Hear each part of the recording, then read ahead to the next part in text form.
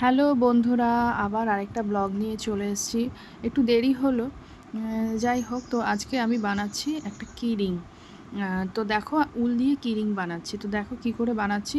Simple 3 ভাগে 3 রকমের সুতো নিয়ে 3টে পার্ট করলাম। 3টে পার্ট করে একসাথে করে এই 3টে উল উল দিয়ে আমি এই বেনি বেনি করে কিরিং বানাচ্ছি।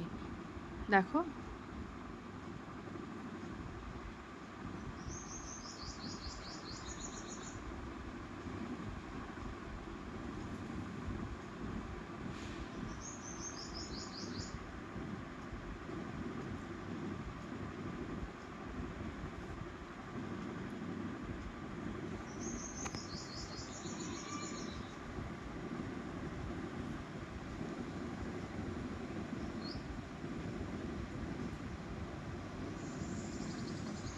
তোমরা খুব সহজে এরকমভাবে বানিয়ে নিতে পারো।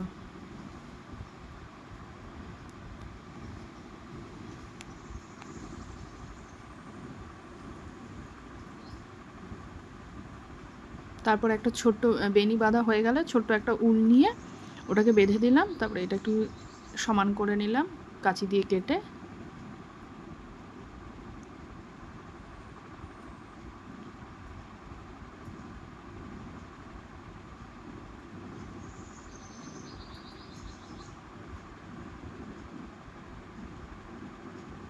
তারপর বেনি বাঁধা হয়ে গেলে